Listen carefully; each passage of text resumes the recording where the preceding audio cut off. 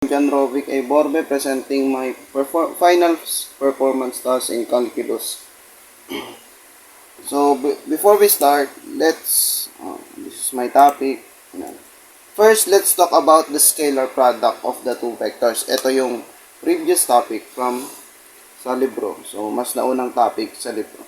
So, you can see the equation there that it represents the scalar product of two vectors. In this equation, the scalar product of two vectors, the A and the B, there's an arrow sa taas nila. It means direction. There's a displacement. Is defined as a scalar quantity equal to the product of the magnitudes of the two vectors, and the cosine of the angle between them, the angle theta. Next slide. Ayan. And A and B need to not have the same units. And by comparing it to the equation of the constant force, which is the force or the work is equal to force and the displacement, the R. So we can say that A times B is constant force, and then constant force would be equal to the force, the displacement of the R, or the R. Displacement, yung delta R dyan is displacement. Ayan. Then, the next one, equation represents the work done by a force acting over a displacement. Ayan nga, si force, displacement, cosine theta. At an angle theta yan, to the direction of the force. So, may direction yung force, may arrow sa taas, direction of force. The cosine term accounts for the angle between the force. It is the angle between the two force and force vector and between the force vector and the displacement vector nga. So, W and vectors representing the force and displacement respectively. The dot denotes the product and multiplication dots. And we come sa baba, makikita natin yung pinaka equation ng scalar product of two vectors. Next. Now, let's proceed to the main topic, which is the work done by a varying force. So, what is a work done by a varying force? The work done by varying force is defined as the integral of the force with respect to the displacement over the given paths. So, this integral accounts for the fact that the force may vary along the path, and it calculates the work done by considering the force at each point and the corresponding displacement. So, it is fundamental concept sa physics, particularly in the study of the mechanical work and energy. Now, let's look at this figure sa example. Now, let's consider a particle being displaced along the x-axis under the action of a force that varies with the position varies. So, the particle is displaced in the direction of increasing yung x dyan from the x and the initial x to the final x. So, in such a situation, we can use the formula of constant force or yung study yung kanina scalar vector product to calculate it. So, next slide. Ibig sabihin, in this situation, or doon sa figure na yun, we cannot use the equation ng work done by a constant force nga. Kasi nga, it varies. Nakalagay naman, naka-indicate. With the position. So, it varies with the position. Yung equation na yan is for constant force lang. Yung equation na yun. Yung andyan na sa screen. And di natin siya pwedeng ma-apply sa example na yun. So, ayan, nasa gilid yung equation, constant force. Now, if however, we imagine that a particle undergoes a very small displacement. So, the displacement, the x component or the f of x, ayan, si delta x and f of x of the force is approximately constant over this small interval for this small displacement. We can approximate the work done on the particles by the force as. Ayan. Kita naman dito. So, the work is approximately equal to the force sub x and to the displacement.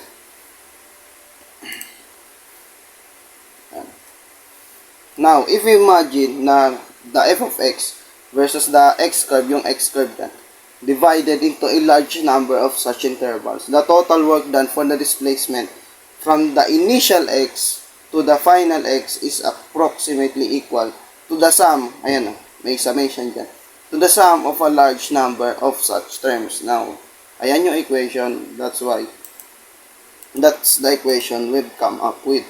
So, the work is approximately equal to the sum from I initial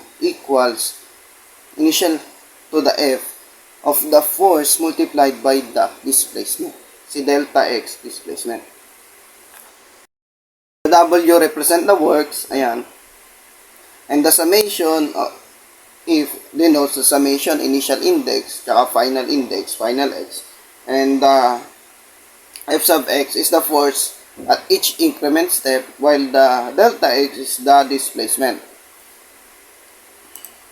Next. Ayan. Sabi dito, if the size of the small displacement is allowed to approach zero or the limit, at na yung limit, as it approaches to zero, the numbers of terms and such increases without limit, but the value of the sum approaches a definite equal to the area bounded by the F sub X curve and the X axis. So, if X approaches to zero nga raw, this will be the equation. The formula. Yung equal na yan. Yung may integral na. Yan. So, there's a limit nga there. The number of terms in the sum increases without limit, but the value of the sum approaches a definite value equal to the area bounded by the F sub X curve and the axis. We will come up that equation. Therefore, ayan na, yung final, we can express the equation as a form of integral of final x and initial x. O, ayan, final x, initial x, of f sub x with respect to the displacement. Yan yung final na sagot. Now, what if more than one force acts on a system, ayan yung nasa unahan, system, can be modeled as a particle. The total work done on the system is just a work done by the net force. Si net force is yung EXT. W sub EXT is equal to the net force. So, if we express the net force in the x direction as the F sub x, the total work or the net work done as the particle moves from the initial x to the final x is ayang equation na yan. Yung unang equation na nakikita nyo. And then, paano naman for the general case of a net force? Kung yung magnitude niya and the direction may vary. So, we will use the scalar product here. Kaya nga, we will come up sa equation na pangalawa para sa general case net force. Tandaan na yung EXT, yung WEX sub EXT na yan, yung may subscript na EXT, remind us that the net force is done by an external agent on the system. Now, yung mga equation na yun, we cannot use those equation if the system nga is deformable. Because different forces on a system may move through different displacement. Kaya meron tayong pangatlong equation para sa deformable system. So in this case, we must evaluate the work done by each force separately. Magkaiwalay sila and then add the works algebraically to find the net force done. Kaya may summation na may makikita nyo yung summation dito. To find, kailangan maano mo lahat ng net force and then you add those values. Kaya nasa labas na si summation of all the forces. Ngayon, let's try to answer this example from the book. Ginawa ko lang din sa book. So, a force acting on a particle varies with the x as shown in the figure. The figure is below. So, calculate the work done by the force on a particle as it moves from x, 5 meters to 6 meters. Ayan na. So, next. Ayan. Sabi dito, now imagine a particle subject to the force in the figure. The force remains 5 hanggang sa 4 meters. Kaya nga, the force, 5 yung nasa taas, 5 Newton lang siya hanggang sa 4 meters. Kasi sa 4 meters, bumaba na siya. And then, ayun nga, it decrease linearly papunta sa 6 meters. Bumaba siya into 0 Newton. 0 na yung force niya. So, in terms of the earlier discussion ng motion, the particle could be modeled as a particle under constant acceleration. Constant acceleration siya sa first 4 meters. Constant yung force niya because of force. Between 4 meters to 6 meters, the motion does not fit one of our earlier analysis model. So, ibig sabihin, hindi na siya constant. It linearly decreases. Bumaba yung force. If the particles from rest, its speed increases throughout the motion and the particle is always moving in the positive direction. These details about its speed, the direction are not necessary. So, hindi na natin kailangan pang pakialaman si direction dito sa figure na to. At dahil nga the force in this figure varies during the entire motion, we can use the technique for the work done by varying force. And makikita nyo, as you can see the figure, we create an imaginary rectangle. Naglagay tayo ng imaginary line dyan, and it creates a triangle.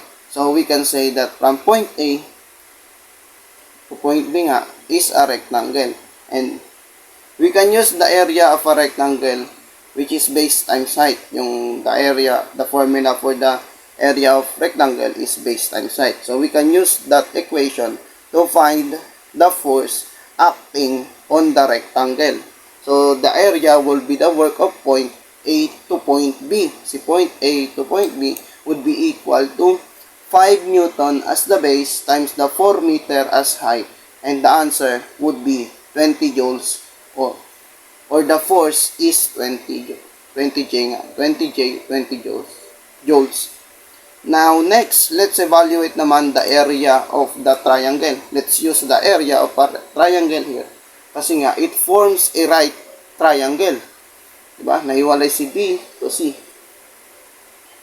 And the formula for the area of the triangle is 1/2 base times height.